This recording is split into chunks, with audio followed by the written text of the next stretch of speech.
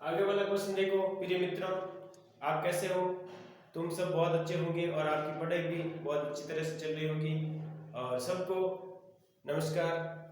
इसके आगे देखो क्वेश्चन क्या करता है। क्वेश्चन नंबर सेकंड कह रहा है एक पेड़ है, आंधी से टूट जाता है और उसकी ऊंची सबसे पहले क्या थी वो अपन को ऊंची ज्ञात करनी है। तो देखो, आंधी आने से एक पेड़ टूट जाता है, टूटा हुआ भाग इस तरह मुड़ा हुआ है कि पेड़ का शिखर जमीन को छूने लगता है और इसके साथ 30 डिग्री कोण बनाता है।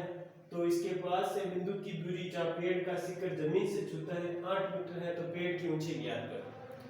माना कि पेड़ यहाँ पे खड़ा है और सबसे पहले पेड़ की ऊंचाई ए बी से लेके डी तक थी और वो पेड़ टूट के यहाँ जमीन को छूता है इनके, और जहाँ पेड़ खड़ा था और उनकी टूटा हुआ भाग टच करा उनके बीच की दूरी है वो 8 मीटर है। कितनी है? 8 मीटर। यहाँ से टूटा है मतलब ये दूरी और ये दूरी इक्वल होगी। जो टूट के भाग इधर आ रहा है वो दूरी कर्ण और ऊपर वाली दूरी समान थी। मतलब H2 बराबर H2, इसको कैसे कह सकते हैं? AD बराबर AC कह सकते हैं। AD बराबर क्या कह सकते हैं? AD कह सकते हैं। अब देखो, पहले तो अपन को क्या करना है, अपन को H1 और आधार में, लंब और आधार में समत बताना। लंब और आधार में क्या बताना? समत बताना। लंब और आधार में समत किस में होता है वो आप देख लीजिए, tan थीटा में होता है।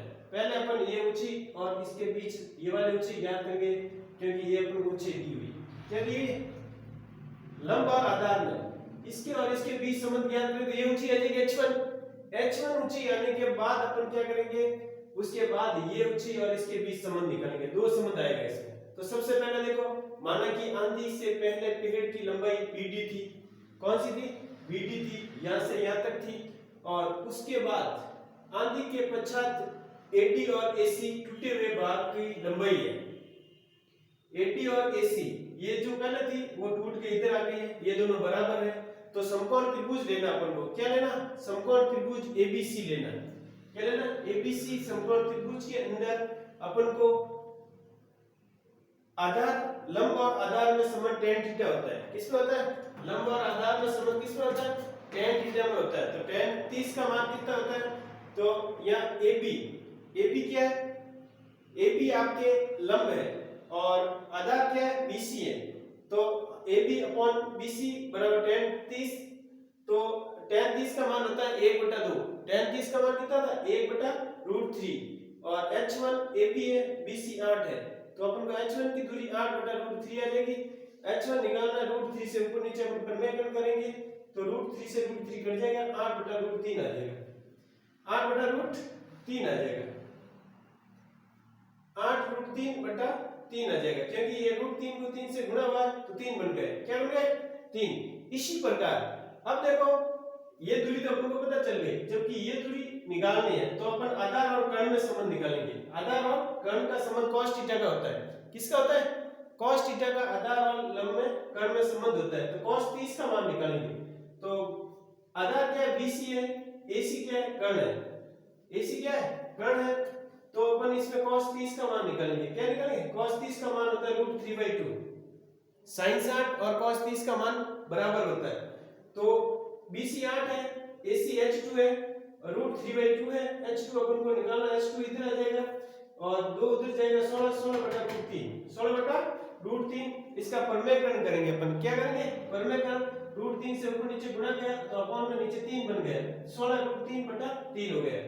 अब अपन को H2 का मान आ गया, H2 का मान आ गया 16√3/3 आ गया। अब देखो, H1 H2 दोनों अलग अलग आ गए। H1 यहाँ पे है और H2 वहां पे है। H1 यहाँ पे और H2 वहां पे। H1 प्लस H2 8√3 और 16√3/3 है बटा 3 है। तो इन दोनों को जोड़ेंगे, √3 कॉमन आ जाएगा, 8 और 16 24 हो जाएगा, 16√3/3। 3 को √3 × 3 लिख सकते हैं। √3 से 3 कट गए, √3 से 3 कट गए हैं और अपने पास इसकी पेड़ की जो टोटल लंबाई है 24/√3 आपके पास इसकी लंबाई आ गई। इसके आगे वाला क्वेश्चन देखो, ये क्वेश्चन आपको बिल्कुल समझ में आ गया होगा कि इसमें दो भाग है, पेड़ की टोटल लंबाई ज्ञात करनी है।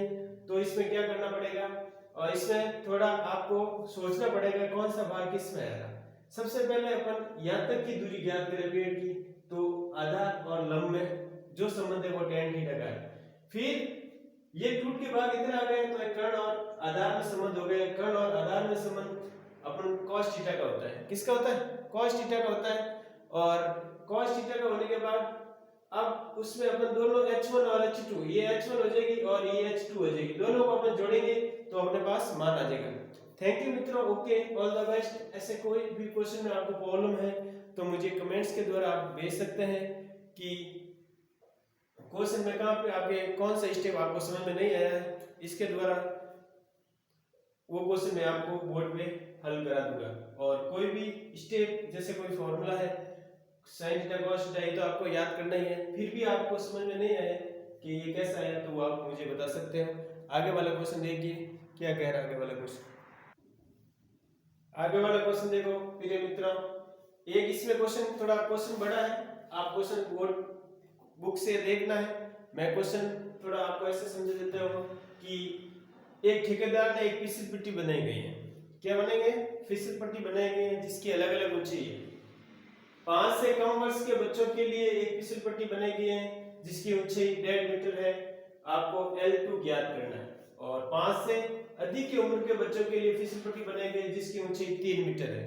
कितनी है? 3 मीटर है। दो स्थितियों के अंदर प्रथम स्थिति है 5 वर्ष से कम उम्र के बच्चों के लिए माना कि AC L1 है, फिसल पट्टी की लंबाई BC 1.5 मीटर ऊंचाई है। तो इस स्थिति में उन्नयन कोण कितने का बन रहा है? 30 डिग्री बन रहा है। कितने का बन रहा है? 30 डिग्री उन्नयन कोण बन रहा है। कितने का बन रहा है? 30 डिग्री उन्नयन कोण बन रहा है। तो इस स्थिति के अंदर अपन को L2 निकालना है, तो लंब और कर्ण के अंदर जो भी फॉर्मूला लग रहा है, लंब और कर्ण के अंदर sin थीटा लग रहा है। क्या लग रहा है? sin theta. लंब और कर्ण में सूत्र होता है sin थीटा, sin 30 का मान। तो अपन क्या करेंगे? BC क्या है? लंब है, और कर्ण क्या है? AC है। BC की लंबाई अपन को पता है 1.5 मीटर और AC अपन को ज्ञात करना है। इधर sin 30 का मान होता है 1/2। sin 30 का मान कितना होता है? 1/2।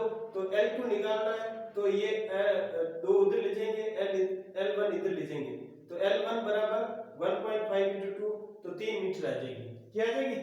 3 मीटर आपके जो 5 वर्ष से कम बच्चे हैं उनकी फिसल पट्टी की ऊंचाई आ जाएगी। द्वितीय स्थिति में यदि अधिक 5 वर्ष से अधिक उम्र के बच्चों के लिए फिसल पट्टी की ऊंचाई है L2 है। कौन सी L2 है? जो उन्नयन कोण बन रहा है वो 60 डिग्री का है और उसकी ऊंचाई है वो 3 मीटर है। इसकी ऊंचाई कितनी है? 3 मीटर है और ये 60 डिग्री का कोण बन रहा है उन्नयन कोण। तो इस समकोण त्रिभुज के अंदर अपन आधार, लंब और कर्ण में अंदर सूत्र पूछेंगे। लंब और कर्ण के अंदर इसमें पूछेंगे तो sin 60 आएगा। क्या आएगा? sin 60। ये भी अपन जानते हैं sin 60 का मान √3/2 होता है। कितना होता है? √3/2। BC अपन के पास लंब है और AC अपने पास L2 कर्ण है, वो अपन को ज्ञात करने हैं। L2 3 है और ये BC 3 है, L2 ज्ञात करना है। sin 60 का मान √3/2 होता है, तो L2 का मान ज्ञात करने के लिए 3 × 2 √3 हो जाएगा। ये अपन क्रॉस मल्टीप्लाई करके 6 × √3 हो जाएगा। परिमेयकरण करके √3 से ऊपर नीचे गुणा कर लिया तो नीचे 3 बन गया। 3 6 से कट गया 2 बार, तो 2√3 आ गया। अब अपन को इसमें बताना 5 वर्ष से कम उम्र के बच्चों की फिसल पट्टी की जो ऊंचाई है वो आपके आगे है 3 मीटर, और जो 5 वर्ष से अधिक बच्चों की फिसल पट्टी की जो ऊंचाई है √2√3 आ गई। कितनी आ गई? 2√3। थैंक यू मित्रों। देखो ऐसे क्वेश्चन के अंदर आपको डायग्राम के द्वारा ही पता चलेगा कौन सा क्वेश्चन कैसे करना है। डायग्राम बनाना पड़ेगा, आपको स्थितियां बतानी पड़ेगी, कौन सी स्थिति क्या कह रही है, उस हिसाब से अपन बताएंगे इसमें कौन सा सूत्र लगेगा। sin थीटा लगेगा, cos थीटा लगेगा। उसमें आपको एक संबंध देखना है, संबंध से ही पता लगेगा कि लंब और आधार में पूछ रहा है या कर्ण और आधार में पूछ रहा है, किस में पूछ रहा है, तो आपको सूत्र होगा तब ये पता लगा सकोगे कि कौन सा सूत्र लग रहा है। ऐसे क्वेश्चन प्रिय मित्रों कंपटीशन एग्जाम में भी बहुत अच्छी तरह से पूछे जाते हैं। बच्चे इसमें कंफ्यूज हो जाते हैं कि उन्नयन कोण क्या होता है, क्या ऊंचाई ज्ञात करनी है, कौन सा सूत्र लगाना है। तो आपको एक ही है, मैं आपको कह रहा हूं, यदि आपको sin theta cos theta tan theta का संबंध आपको पता चल रहा है कि tan और नहीं आधार और लंब में कौन सा सूत्र लग रहा है, आधार और कर्ण में क्या लग रहा है, लंब और कर्ण में क्या, लंब और आधार में क्या लग रहा है। ये 3 सूत्र आप अच्छी तरह से देख लीजिए, आपके क्वेश्चन हल हो जाएंगे। थैंक यू मित्रों, ओके, ऑल द बेस्ट। आगे अपन और क्वेश्चन करेंगे। यदि कोई आपके प्रॉब्लम है तो क्वेश्चन आप बता सकते हैं।